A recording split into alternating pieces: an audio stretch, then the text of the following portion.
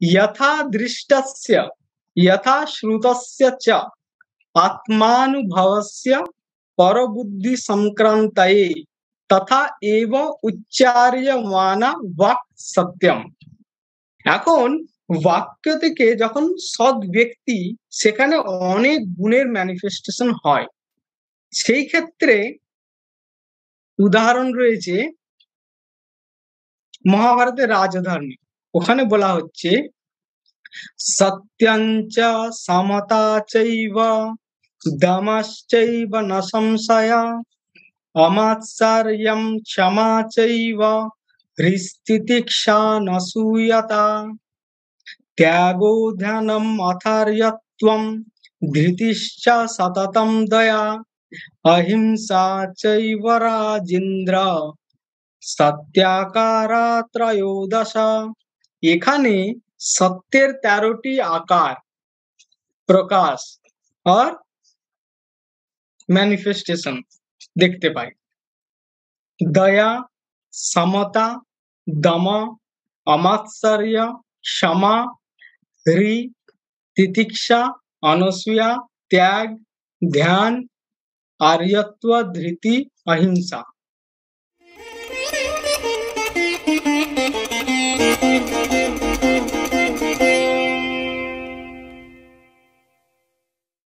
ओहो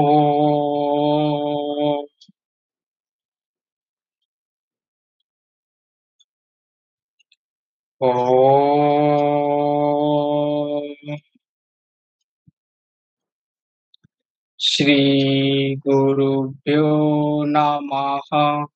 हरिः ओम्। ॐ सहना भवतु सहनौ भुनक्तु सह वीर्यं करवावहै तेजस्विनामस्तु मा विद्विषावहै। ओम शांति शांति शांति। প্রথমেই আমার কৃতজ্ঞতা জানাই সংগম টকের সমস্ত পরিচালক মণ্ডলীকে, বিশেষ করে আমার সতীর্থ কৃষ্ণ ভ্রাতা এবং প্রসম ভ্রাতাকে। আজকে যে বিষয় আমরা ঠিক করেছি সত্যের সংজ্ঞা and তার বিচার। প্রথমে সকলকে প্রণাম জানিয়ে শুরু করা যাক আজকের আলোচনা। আলোচনার প্রথমেই কোন প্রসঙ্গে আজকে সত্যের সংজ্ঞা আলোচনা করা হবে সেই প্রসঙ্গের উল্লেখ করে, বিশেষ করে এনইপির কথা উল্লেখ করে শঙ্করাচার্যের মতে সত্যের সংজ্ঞা আর দুটো দিক সত্যের সংজ্ঞা নিরূপণের, এই দুটো প্রধান বিষয়। সেই সঙ্গে আমরা দেখব অন্যান্য টিকাকারদের মতে সত্যের সংজ্ঞা, যেমন আনন্দগিরি এবং মধুসূদন আর মেধাতিথি কুল্লুক ভট্ট এন্ড টিকাকার ব্যাস, তিনি পাতঞ্জলি যোগসূত্রের টিকাকার। তাদের মতের সাদৃশ্য দেখে শেষে সত্যের 13টি রূপ আমরা দেখব, দিয়ে আমরা আলোচনা করব। প্রথমে আমরা এনইপি 2020 যদি দেখি, ন্যাশনাল এডুকেশন পলিসি 2020-তে নতুন করে হয়েছে। সেখানেতে আমাদের প্রাচীন ব্রহ্মচর্য আশ্রম ধর্মের গুরুত্বের কথা বলা হয়েছে। বলেছে যে rich heritage of ancient eternal Indian knowledge and thought has been the guiding light for this policy. যখন আমরা ব্রহ্মচর্যাশ্রম ধর্মের কথা বলি, সেখানে যে সমস্ত গুণের কথা বলা হয়েছে তার মধ্যে অন্যতম সত্য। এখানে সত্য বলা হয়েছে যে হাইয়েস্ট হিউম্যান গোল। আরো দুটি রয়েছে, জ্ঞান ও প্রজ্ঞা। আজকে আমরা সত্যের উপর আলোকপাত করব। এছাড়াও এনইপি 2020-তে আমরা দেখি সত্যকে as a Indian values, traditional Indian values হিসাবে উল্লেখ করা হয়েছে এবং স্টুডেন্ট লাইফে ভ্যালু বেসড এডুকেশনের দ্বারা কিভাবে এই গুণগুলো বৃদ্ধি করা যায় সেই কথাও বলা হয়েছে। তাহলে এখন অ্যাজ এ স্টুডেন্ট সত্য কাকে বলে যদি এই প্রশ্ন ওঠে, তার উত্তর আমরা কিভাবে পেতে পারি? হ্যাঁ, নানা আন্ডারস্ট্যান্ডিং রয়েছে। আজকে আমরা তাদের মধ্যে কিছু আন্ডারস্ট্যান্ডিং আমরা আজকে আলোকপাত করব। হ্যাঁ, প্রথমে আমি শুরু করতে চাই আমার পিএইচডি সার্ভের একটা কোয়েশ্চেন দিয়ে। কোয়েশ্চেন ছিল, আপনি ধর্ম বলতে কি বোঝেন? হ্যাঁ, অনেক শিক্ষকদের মধ্যে যে উত্তর এসেছে, কমন উত্তর ছিল, আমার মতে যা ঠিক তাই আমার ধর্ম। এখানে বা আমার মতে যা ঠিক, ঠিক শব্দের জায়গায় যদি আমরা সত্যকে নিয়ে আসি, আমার মতে যেটি সত্য সেটিই আমার ধর্ম। এটা কমন উত্তর ছিল। সত্য আর ধর্ম, যেটি ঠিক সেটি ধর্ম। ধর্মের আরেকটি অর্থ পাওয়া যায়, সেটা হচ্ছে যা অধর্ম নয়। বোঝা গেল? সেক্ষেত্রে ধর্ম বলতে ভালো গুণ নয়, খারাপ গুণ নয়। সেইটা হচ্ছে ধর্মের আরেকটি অর্থ করা হলো। তাহলে সামান্য ধর্ম হচ্ছে ভালো গুণ। এখন ভালো গুণ বলতে কোন কোন গুণগুলোকে বোঝানো হবে? চল যাওয়া যাক সংস্কৃত লিটারেচার। ওখানে অনেক শাস্ত্র রয়েছে, উইজডম। সেই উইজডমের মধ্যে আমরা অনেক বইয়ের মধ্যে ধর্মের সংজ্ঞা পাই। কিছু সংজ্ঞা আপনাদেরকে দেখাবো আজ। একটা প্রথম সংজ্ঞা, क्षमा सत्यम दमः शौचम दानम इंद्रिय संयमः अहिंसा गुरु शुश्रूषा तीर्थानुसरणम दया आर्जवम लोभ शून्यत्वम देव ब्राह्मण पूजनम अनभ्यसूया च तथा ধর্ম সামান্য উচ্যতে। তাহলে ধর্ম বলতে কতগুলো ভালো গুণের, নট মন্দ গুণ, ভালো গুণের সমষ্টি। শুধু এটা বিষ্ণু পুরাণে রয়েছে, অন্যান্য পুরাণ থেকেও নেওয়া হয়েছে। আর ধৃতিক্ষমা মনুস্মৃতিতে রয়েছে। ধর্ম লক্ষণম দশকম ধর্ম লক্ষণম। এই সমস্ত ধর্মের ডেফিনেশনে আমরা দেখতে পাই সত্যের কথা। সত্যের সঙ্গে ধর্মের এক ঘনিষ্ঠ সম্পর্ক রয়েছে, এটা বোঝাই যায়। এই ধর্মের ডেফিনেশন গুলো আলোচনা করা হয়েছে আমাদের আরিয়ার NPTEL advance course for spoken Sanskrit. আরিয়া আমার সুপারভাইজার প্রফেসর অনুরাধা চৌধুরী, ওখানেতে এই সমস্ত গুণগুলোর ডেফিনেশন দেখানো হয়েছে। কেউ যদি ইচ্ছুক হন দেখতে পারেন ওখানে। আজকে আমরা সত্যের উপর শুধু আলোকপাত করব। সত্য বলতে কি বোঝায় দেখা যাক প্রথমে শঙ্করাচার্যের ডেফিনেশন দিয়ে। শঙ্করাচার্য যখন গীতার শঙ্কর ভাষ্য লিখছেন, দশম অধ্যায়ের চতুর্থ শ্লোকের শঙ্কর ভাষ্যে আমরা দেখতে পাই সত্যের সংজ্ঞা। তিনি বলছেন, যথা দৃষ্টস্য যথা শ্রুতস্য চ আত্মানুভবস্য পরবুদ্ধি সংক্রান্তয়ে তথা এব উচ্চার্যমানা বাক সত্যম। এখন সত্য কি না উচ্চার্যমানা বাক, উচ্চারিত শব্দ। কিসের জন্য উচ্চারিত শব্দ? না পরবুদ্ধি সংক্রান্তয়ে, অপরকে বোঝানোর জন্য।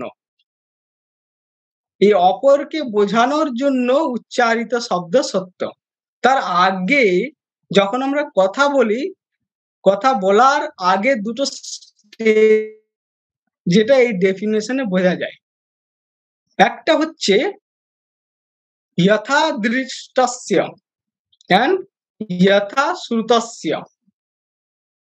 দেখা এবং শোনা, তারপরে বোঝা। তাহলে নিজের দেখা ও শোনা অনুসারে প্রাপ্ত জ্ঞানকে অপরকে বোঝানোর জন্য উচ্চারিত শব্দ হলো সত্য।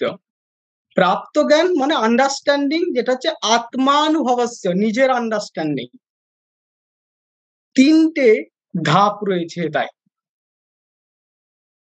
প্রথমে আমরা দেখি বা শুনি, তারপর আমরা বুঝি, সেই বোঝার পরে জ্ঞাত বিষয়কে অন্যকে জানায়, সেটা বলা। এখন সমস্যা হচ্ছে শোনা বা দেখা আর তারপর বোঝা, এই দুয়ের মধ্যে কখনো ভুল বোঝাও হতে পারে। তাহলে সমস্যা রয়েছে, মানে গ্যাপ রয়েছে। আবার বলার সময় অন্য কেউ ভুল বুঝতে পারে। এই দু জায়গাতে গ্যাপ আমরা দেখতে পাই সত্য প্র্যাকটিসের ক্ষেত্রে। তাহলে বিচার করতে গিয়ে দেখা যাচ্ছে শঙ্করাচার্য 17th চ্যাপ্টারেতে যখন আলোচনা করা হচ্ছে বাংময় তাপহ, সেখানে ৩ প্রকার তাপহের কথা বলা হয়েছে, শারীরম, মানসম আর বাংময়ম।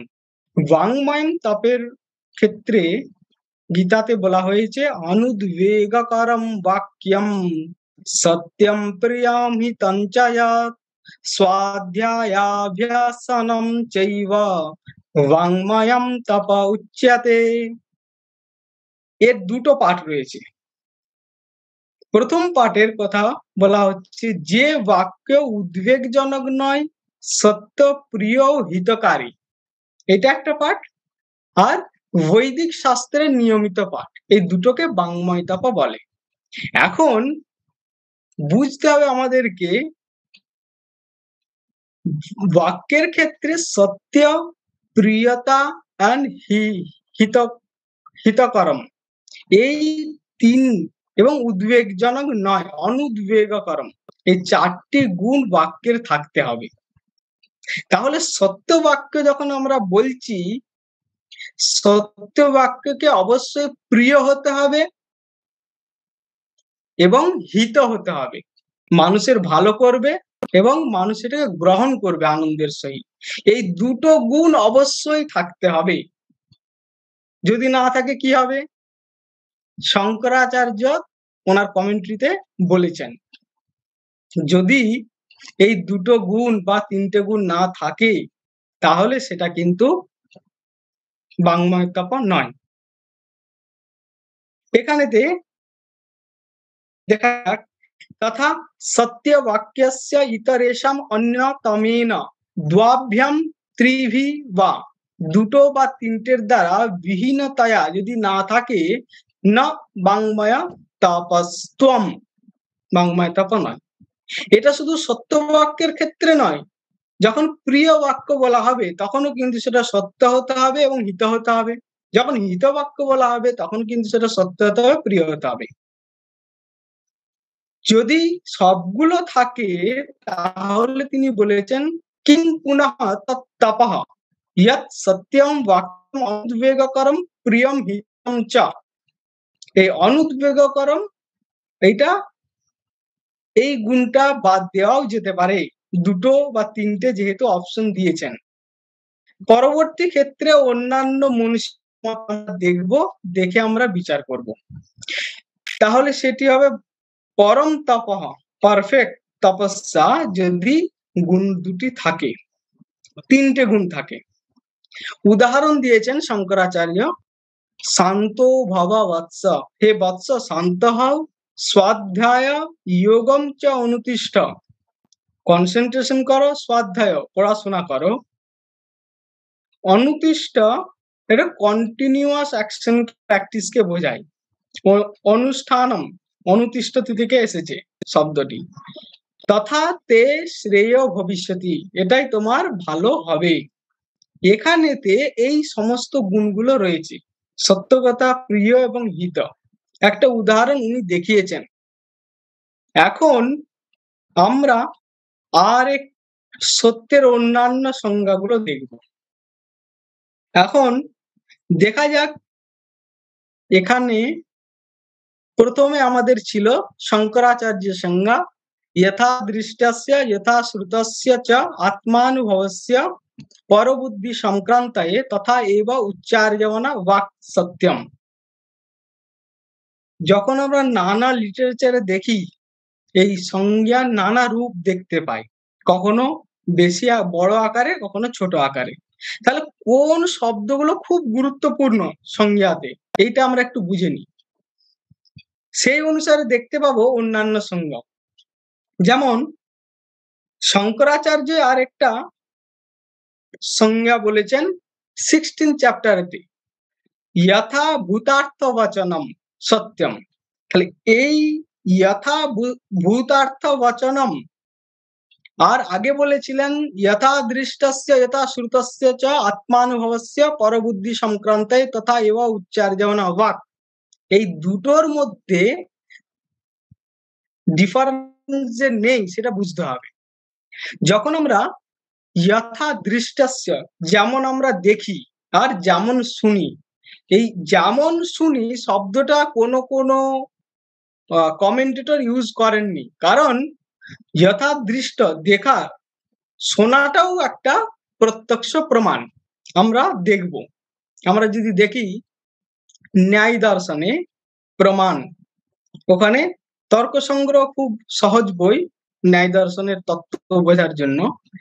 সেখানেতে প্রমাণ আর প্রমা, প্রমা নলেজ, প্রমাণ হচ্ছে ওয়ে অফ রিসিভিং নলেজ। এই প্রমাণের আগে রয়েছে সন্নিকর্ষ, ওখানেতে শ্রুত শব্দ প্রত্যক্ষে সন্নিকর্ষ হয়। এটা শব্দ প্রত্যক্ষ মানে প্রত্যক্ষ প্রমাণের অংশ শোনাটাও, তাহলে দরকার নেই। তারপর অনুভবস্য বললেই সেটা আমার আত্মা, আত্মা না হয় নিজের অনুভবের কথাই বোঝায়, অতএব আত্মা না থাকলেও হবে। পরবুদ্ধি সংক্রান্তায় আমি যা বুঝেছি তা বলা হবেই, তবেই সেটা প্র্যাকটিসের অংশ হবে। কোনো মানুষ পৃথিবীতে কখনো কথা বলেনি, তাকে আমরা বলতে পারি না সে বা তিনি সত্যবাদী, কারণ তিনি কথাই বলেননি, অতএব সেটা পরবুদ্ধি সংক্রান্তে হবেই। তথা এব, যথা যদি আমরা কোনো বাক্যে ইউজ করি তথা সবসময় চলে আসবে, অতএব তথা এব উচ্চার্যমানা বাক। বাক মানে বাক্য বলা, বলা হলেই সেটা উচ্চারিত হবে। অতএব এই রেড কালারে যে শব্দগুলো রয়েছে এগুলো বাদ দিলে সংক্ষিপ্ত রূপ দাঁড়ায় যথা দৃষ্টস্য অনুভবস্য বাক। তিনটি পাঠ রয়েছে, আমরা আগেই বলেছিলাম, দেখা, বোঝা, বলা, और শোনা, বোঝা, বলা। তাহলে যথা দৃষ্টস্য রিসিভিং অফ নলেজ, বোঝা আন্ডারস্ট্যান্ডিং অ্যান্ড কনভেইং, তিনটে পার্টই রয়েছে। সেই জন্য দেখতে পাই অন্যান্য মনীষীদের সংজ্ঞাতে, যেমন আনন্দগিরি বলছেন যথা দৃষ্টার্থ বচনম, যথা দৃষ্ট রিসিভিং অ্যান্ড অর্থ আন্ডারস্ট্যান্ডিং অ্যান্ড কনভেইং, তিনটে পার্টই রয়েছে, এইরকম দেখা হয়। এখন সংজ্ঞা নিরূপণের ক্ষেত্রে দুটো দিক আমরা দেখতে পাই, একটা সাধারণ সামাজিক যেটা আমরা সবাই ইউজ করি, আরেকটা দিক পথ হচ্ছে দার্শনিক। সেটা কখনো খুব কঠিন হয়, কখনো খুব বেশি বড় হয়, আবার খুব ছোট হয়, সেই জন্য অনেক সময় বুঝতে অসুবিধা হয়। যেমন উদাহরণ যদি দিই, সংস্কৃতেই বলি তব নাম কিম, এটা সহজ সামাজিক সবাই বুঝি, তোমার নাম কি। এখন ওইটাই যদি আমি দার্শনিক দৃষ্টিকোণ থেকে নাম কিম, একটা দার্শনিকের ভাষা হতে পারে তব বাচ্যতা নিরূপিতা বাচকতা কা, অর্থ এক, তোমার নাম কি। দার্শনিক বলবে তব বাচ্যতা নিরূপিতা বাচকতা কা। সো দুটো দৃষ্টিকোণ আলাদা, হ্যাঁ, এবং তার আন্ডারস্ট্যান্ডিংও আলাদা রয়েছে, কিন্তু এক লক্ষ্যে বলা হচ্ছে। এখানে দেখা যাক, প্রথমে শঙ্করাচার্যের যথাভূত যা হয়েছে অর্থ এবং যা বুঝেছি বচনা বলা, তা বলেছি। এই তিনটে পার্ট রয়েছে সত্যের। আনন্দগিরি বলছেন যথা দৃষ্টার্থ বচনম, যা দেখেছি তার অর্থ বুঝেছি এবং বলেছি। মেধাতিথি মনুস্মৃতির টিকাকার উনি দেখুন এখানে যথা দৃষ্টম শ্রুতম, শ্রুতম ইউজ করেছেন, যোগ করেছেন, কিন্তু আন্ডারস্ট্যান্ডিং পার্ট দেননি, সেটা বুঝে নিতে হবে, লক্ষণা প্রয়োগ রয়েছে, আন্ডারস্ট্যান্ডিং না হলে বলা যাবে না। অতএব তিনটে পার্টই রয়েছে, তিনি শুধু বলেছেন যথা দৃষ্টম শ্রুতম চ সত্যম, যেমন দেখেছি এইটুকু বলে দিলে হবে না, যেমন তেমন নিয়ে আসতে হবে। ঠিক সেই রকম অন্য শব্দগুলো এখানে চলে আসবে লাক্ষণিক বৃত্তির দ্বারা, লক্ষণা বৃত্তির দ্বারা। সেই রকম কুল্লুক ভট্ট বলেছেন যথা দৃষ্ট শ্রুতম তত্ত্বম সত্যম, একইভাবে। এখন শঙ্করাচার্য যখন তৈতির উপনিষদের টিকা লিখছেন, সেখানেতে তিনি দার্শনিক গ্রন্থ, দার্শনিক দৃষ্টিভঙ্গি থেকে তিনি সত্যের সংজ্ঞা করতেন। তিনি বলছেন যথা প্রমাণাবগতম সত্যম।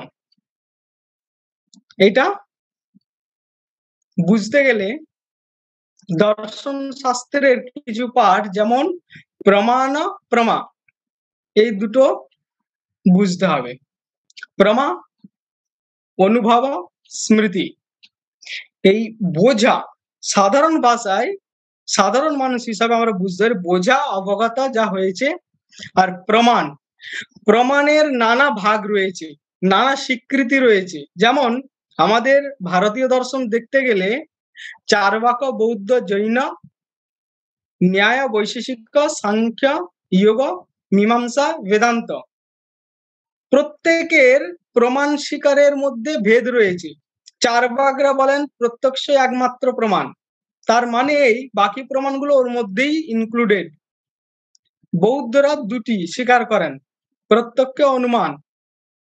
জৈনরা তিনটি, প্রত্যক্ষ, অনুমান, আপ্তবাক্য, মানে বাকিগুলো ওর মধ্যে ইনক্লুডেড। ন্যায় দর্শনে চারটি, প্রত্যক্ষ, প্রত্যক্ষ উপমান, প্রত্যক্ষ, অনুমান, উপমান শব্দ। আর বৈশেষিক দুটি, প্রত্যক্ষ, অনুমান। হ্যাঁ, মীমাংসা দর্শনে প্রভাকর, ভাট্য, প্রভাকর পাঁচটি, প্রত্যক্ষ, অনুমান, উপমান শব্দ, অর্থাপত্তি, and ভাট্য অনুপলব্ধি is added. So Vedanta 6. Praman, you can take pratyaksha, you can take everything, no problem. And after pramana, avagatam, prama, knowledge, understanding comes. After avagatam, that should be spoken. So yatha pramana avagatam, সেটা সত্যম। মধুসূদন গীতাতে উনি দার্শনিক দৃষ্টিকোণ থেকে দিয়েছেন যথা প্রমাণা মূলাবাধিতার্থ, অবাধিতার্থ, অবাধিত যেটা কখনোই বাধিত হবে না, ভুল প্রমাণ হবে না, একেবারে পারফেক্ট, স্বতঃসিদ্ধ, সেটা হচ্ছে সত্য। এখন সত্যের এই সংজ্ঞার আরেকটা দিক, সেটা হচ্ছে যোগসূত্রে, পাতঞ্জল যোগসূত্রের টিকাকার ব্যাস, তিনি সত্যের ব্যাখ্যা করেছেন দ্বিতীয় পাদের 30 নম্বর সূত্রের বৃত্তিতে। সত্যম যথার্থে বাং মানসে, সত্য হবে বলা এবং চিন্তা করা, দুটোতেই সমান, একই অর্থ থাকবে। যথা দৃষ্টম, যথানুমিতম, যথা শ্রুতম, তিনি অনুমানের কথা উল্লেখ করেছেন, অনেক তিনটে প্রমাণের কথা এখানে উল্লেখ করেছেন। কোন কোন জায়গায় দেখেছি আমরা একটা প্রমাণ। প্রমাণ বলতে যারা একটার কথা উল্লেখ করেছেন বাকিগুলোকে সেখানে ইনক্লুড করেছেন। তথা বাং মনশ্চেতি, যা দেখেছি সেই অনুসারেই বলা এবং চিন্তা করা, বোঝা। পরত্র অন্য জায়গায় স্ববোধ সংক্রান্তায় নিজের বোঝা প্রকাশ করার জন্য, যা বুঝেছে তা প্রকাশ করার জন্য বাক উক্তা, বাক্য বলা হয়, সেটা সত্য। এখানে কিছু অ্যাডজেক্টিভ তিনি বলেছেন। ন বঞ্চিতা, এই বাক্যের দ্বারা রিসিভার কখনোই যেন বঞ্চিত না হয়, মানে মিনিং অল্প রয়েছে, সবটাই বলা হয়নি ভালো করে।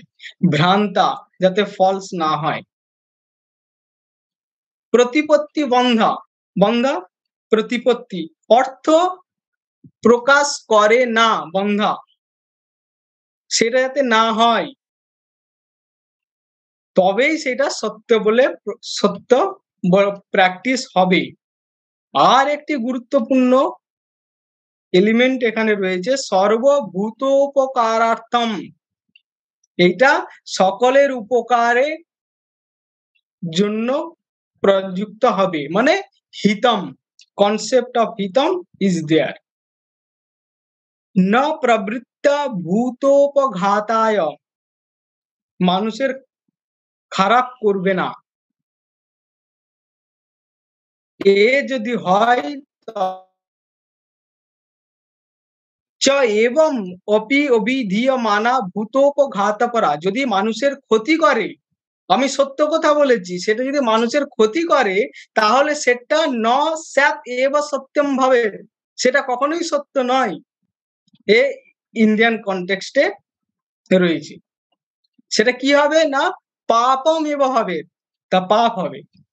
তাহলে সত্য এখানে ধর্মের সঙ্গে, ধর্মের মূল হলো সত্য। যদি আমি সত্য বলি সেটা মানুষের ক্ষতি করে, আমি সত্য বলছি মানে আমরা ভাবতে পারি এটা পুণ্য হচ্ছে, সেটা পুণ্য নয়, সেটা পুণ্যাভাসা। পরের লাইনে বলছেন মনে হচ্ছে পুণ্য কিন্তু পুণ্য নয়। এই পুণ্যাভাস, এই আভাসের কনসেপ্ট তর্ক সংগ্রহে রয়েছে হেত্বাভাস, সেটা নয়, আমরা মনে করি তাই। সেই পুণ্যাভাসে না, মনে হয় পুণ্য কিন্তু সেটা পুণ্য নয়, সেটা কষ্টম তমম প্রাপ্নুয়াত, তম অন্ধকারী, সেটা নরক বা তম তেই আমরা গমন করব। সেই জন্য তসমাৎ পরীক্ষা, সব পরীক্ষা করে সর্বভূত হিতম সত্যম ব্রুয়াত, তাহলে সত্যের ইম্পর্টেন্ট এলিমেন্ট সর্বভূত হিত, মানব সমাজের কল্যাণের অর্থে প্রযুক্ত হতে হবে, সেই রকম সত্য বলতে হবে। আমরা যদি মনুস্মৃতিতে দেখি, ওখানেও রয়েছে সত্যম ব্রুয়াত, আমাদের পরিচিত শ্লোক, সত্যম ব্রুয়াত প্রিয়ম ব্রুয়াত ন ব্রুয়াত সত্যম অপ্রিয়ম প্রিয়ম চ নানৃতম ব্রুয়াত এষ ধর্ম সনাতনঃ। সত্যের দুটি গুণ, সর্বভূত হিত অ্যান্ড প্রিয়, এই দুটি কোয়ালিটি থাকতেই হবে। এটা সত্যের বিচার হলো, সত্যের সঙ্গে প্রিয় আর হিত থাকতেই হবে, আমরা দেখতে পাচ্ছি। তাহলে আমরা যদি পূর্বের প্রসঙ্গে ফিরে যাই, সেখানেতে দেখেছিলাম যে প্রশ্নের উত্তর ছিল আমার মতে যা ঠিক তাই আমার ধর্ম, সেটা হওয়া উচিত আমার মতে যা ঠিক তা যদি মানুষের প্রীতিকর ও হিতকর হয় তবেই তা আমার ধর্ম। এই পার্ট আমাদেরকে ইনক্লুড করতে হবে। এটা আমরা যে কোনো বিশেষ ধর্মের ক্ষেত্রেও ইনক্লুড করতে পারি। হিন্দু ধর্মের মতে যেটি ঠিক বা সত্য, তা যদি মানুষের প্রীতিকর ও হিতকর হয় তবেই তা হিন্দু ধর্ম। এই দুটি গুণ থাকতেই হবে। এখন সত্যের নানা কনটেক্সট রয়েছে, নিচেতে দেখা যাক সত্য। আমরা আলোচনা করছিলাম, আজকের টপিক ছিল সত্যের সঙ্গে বাক্যের, সত্য অ্যাজ অ্যান অ্যাডজেক্টিভ অফ বাক্য অর সত্য বাক্য। এছাড়াও আমরা দেখতে পাই সচ্চিদানন্দম ব্রহ্ম और ब्रह्म सत्यम जगत मिथ्या, हायर लेवल ऑफ সত্য, সেটা বেদান্ত কনটেক্সটে আলোচনা করা হয়। সবের মধ্যে সম্পর্ক রয়েছে, আবার কিছু স্পেসিফিসিটি রয়েছে। আমরা এটাও দেখি সত্য কখনো যোগ হয় ব্যক্তির সাথে, সৎ ব্যক্তি বলি। এখন সৎ ব্যক্তি, ওখানে সৎ আর এখানে সত্য, দুয়ের ব্যুৎপত্তিগত অর্থ এক। কখনো আমরা সৎ দেখি সচ্চিদানন্দম, কখনো সত্যম ব্রহ্ম। কনটেক্সটে সত্যের নানা লেভেলস থাকে। যখন আমরা বলি সৎ জনা আর সৎ ব্যক্তি, সেখানের সৎ আর সৎ বাক্যম, এই দুয়ের মধ্যে ডিফারেন্সটা কোথায়, ওইটা একটু চেষ্টা করব। সত্য বাক্য বোঝা যাচ্ছে যে আমরা জেনারেলি, সাধারণ দৃষ্টিকোণ থেকে সত্য, ট্রু সেন্টেন্স, সত্য বাক্য। যখন বলি সৎ জন আর সৎ ব্যক্তি, সৎ শব্দের অর্থ সাধারণভাবে ভালো গুণ, ভালো ব্যক্তি, সৎ ব্যক্তি। এখানে সৎ, সত্য বা সৎ যখন বাক্য লেভেলে ছিল, আর এখন যখন একজন ব্যক্তির অ্যাডজেক্টিভ হচ্ছে, দুয়ের মধ্যে যে ডিফারেন্স ম্যানিফেস্টেশন, ওইটা আমরা দেখতে পাই সত্যের আকারে। আর কর্ম খুব সহজ, সৎকর্ম, সতাম কর্ম, সজ্জন ব্যক্তিদের প্র্যাকটিস আর ভালো প্র্যাকটিস। ভালো প্র্যাকটিস মানে সজ্জন ব্যক্তিদের প্র্যাকটিস। তাহলে সেগুলো একটা কর্মের, একটা প্র্যাকটিসের দিক, আর একটা ভ্যালুস, গুণের দিক। এখন বাক্য থেকে যখন সৎ ব্যক্তি, সেখানে অনেক গুণের ম্যানিফেস্টেশন হয়। সেই ক্ষেত্রে উদাহরণ রয়েছে মহাভারতের রাজধর্মে। ওখানে বলা হচ্ছে সত্যঞ্চ সমতা চৈব দমশ্চৈব ন সংশয় অমাৎসর্যং ক্ষমা চৈব হৃস্তিতিক্ষা ন সূয়তা ত্যাগো ধ্যানম অথার্যত্বম ধৃতিশ্চ সততম দয়া অহিংসা চৈব রাজেন্দ্র সত্যাকারা ত্রয়োদশ। এখানে সত্যের 13টি আকার, প্রকাশ আর ম্যানিফেস্টেশন দেখতে পাই। দয়া, সমতা, দম, অমাৎসর্য, ক্ষমা, হ্রি, তিতিক্ষা, অনসূয়া, ত্যাগ, ধ্যান, আর্যত্ব, ধৃতি, অহিংসা। এখন প্রত্যেকটি গুণের সাথে অন্যান্য, একটা গুণের সাথে অন্যান্য গুণের কি সম্পর্ক এবং তারা কিভাবে সত্যের সঙ্গে কানেক্টেড, এইটা নিয়ে আরেক বড় ডিসকাশন করা যেতে পারে। এর রুট কোথায় ছিল? এখানে সত্য বলতে যদি সৎ, ভালো হয়, তার কি সোর্স রয়েছে ইন্ডিয়ান কনটেক্সটে? কোন সোর্স ধরে এগুলো এসেছে? এগুলো কেন 14টা হলো না, কেন 12টা হলো না, একের সঙ্গে আরেকের কি সম্পর্ক, এইগুলো নিয়ে আলোচনা করা যেতে পারে আরেকটা অবসরে। সত্যকে যদি দেখি, দু একটা উদাহরণ দেওয়া যেতে পারে। সত্ত্ব গুণ, তার আগে কি ছিল? সৎ। সৎ, সৎ বা ভাব, প্রথম ম্যানিফেস্টেশন। সৎ, প্রথম 3টি গুণ সত্ত্ব, রজ, তম। সত্ত্ব, সেখান সত্ত্ব থেকে সত্য, সত্য শব্দটা এসেছে সৎ থেকে। সৎ, অস ইজ দ্য রুট ওয়ার্ড, তার সঙ্গে সত্রি প্রত্যয় করে সৎ, অর্থ বিইং, হওয়া, প্রথম হওয়া, সৎ। त्वल प्रत्यय करे त्व प्रत्यय करे सत्वा তার গুণ যাতে রয়েছে আর ইয়ৎ প্রত্যয় করে সৎ প্লাস ইয়ৎ সত্য সতের যে ভাব তা হচ্ছে সত্য একটা হচ্ছে ভ্যালুজ পার্ট আর একটা ম্যানিফেস্টেশন প্র্যাকটিস পার্ট এই নানা ম্যানিফেস্টেশন আমরা দেখতে পাই ফর এক্সাম্পল যদি বলা হয় দয়া দেখা যায় একটা উদাহরণ নেওয়া যাক দয়ার সাগর বিদ্যাসাগর তাহলে বিদ্যাসাগরের মধ্যে দয়া গুণের প্রাধান্য ছিল এখন দয়া হচ্ছে গুণ দয়া গুণ যে ব্যক্তির মধ্যে রয়েছে সেই ব্যক্তির কিছু প্র্যাকটিসেস সেই ব্যক্তির মধ্যে আমরা দেখতে পাই যেমন প্রথম প্র্যাকটিস হবে দানম তাহলে আমরা এনসিয়েন্ট কনটেক্সট থেকে যদি নিই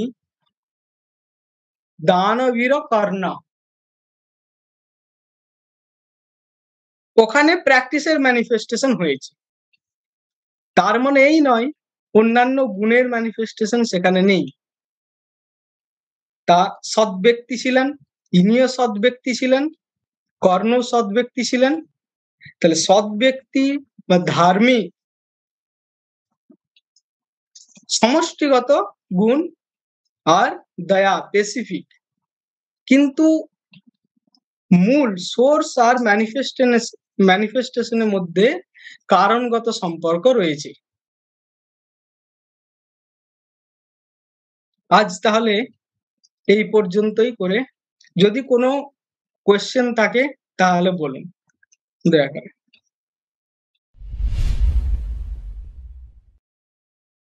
আমার আমার যে প্রশ্নটা ছিল সেটা হচ্ছে যে আমি যেটা দেখছি যেটা বুঝছি সেটা মানুষের হিত কাজের জন্য যদি আমি বলে থাকি তাহলে সেটা সত্যি এবার আমার একটা সিচুয়েশন যে আমি একটা ঘরের মধ্যে সেখানে সবাই মিলে যাবে একটা ভালো মানে ঘরটাতে গিয়ে একটা কিছু ভালো কাজ আছে সেটা করতে হবে কিন্তু আমি ঘরটা খুলে দেখলাম অন্ধকারের মধ্যে একটা রশি পড়ে আছে আমি সেটা সাপ ভাবলাম তো আমি সেটা সাপ দেখেছি আমি সেটা সাপ বুঝেছি বুঝে নিয়ে আমি আমার বন্ধু বান্ধবদেরকে বলেছি যে সেটা সাপ আছে সেখানে যাস না তাদের ভালোর জন্য তো এইটা কি সত্য হিসাবে ব্যাখ্যা হবে আমি কি এখানে বোঝার আগে মানে সাপ হিসাবে বুঝেছি হ্যাঁ ওখানেতে বোঝার আগে ওখানে মিসআন্ডারস্ট্যান্ডিং ঘটেছে যে আমি যথার্থ দেখিনি ওই ভুল যেহেতু হয়েছে ওই ভুলটা কনভে হচ্ছে অন্যদের কাছে এখন যতক্ষণ না রজ্জুটা সাপ হিসাবে প্রতিফলিত হয়েছে ওখানে যতক্ষণ না এটা যে রজ্জুই প্রমাণ হয় ততক্ষণ সেটা চললো একেবারে অন্যের কাছেও হয়তো 10 বছর জানা গেল না ওখানে অ্যাকচুয়ালি রজ্জু ছিল বলে হ্যাঁ তখন এই যে এতদিন গেল এই 10 বছরে কারণ অনেক সময় আমরা সূর্য ঘুরছে না পৃথিবী ঘুরছে নানা তত্ত্ব কয়েক জেনারেশন ধরে চলেছে এখন সেটা সমাজের হিতকর ছিল না প্রিয়কর দুটো যদি দেখি প্রিয় ছিল যদি প্রিয় এবং সত্য হয় সত্যের যে গুণ প্রিয় এবং হিত হয় সেক্ষেত্রে তুমি বলতে পারো কারণ সেটা ক্ষতি করছেই না ক্ষতি তো করেনি তাহলে সেই গুণটা ছিল এবং সেটা 10 বছর বা দুটো জেনারেশন ধরে চলেছে সেই হিসাবে তুমি বিচার করতে পারো হ্যাঁ সমস্তই তোমার উপর কিন্তু আমি দেখালাম দুটো দিক আরেকটা এক্সাম্পল নিয়ে এইটা কিন্তু অনেক জেনারেশন ধরে চলেছে এখন আজকে যেগুলো সত্য বলে আমরা জানি বিজ্ঞানের সেটা দুটো জেনারেশনের পর নাও হতে পারে তাহলে আজকে কি হিত করেনি বিজ্ঞান করেছে এবং এটা কি প্রিয় হয়েছে এই দুটো গুণ রয়েছে অতএব সেই ক্ষেত্রে তুমি দেখতে পারো যেটা মানুষের ভয়ের কারণ হয়েছে কিনা সাপকে রজ্জুকে সাপ বললে এবং সেটা মানুষের হিতকর হয়েছে কিনা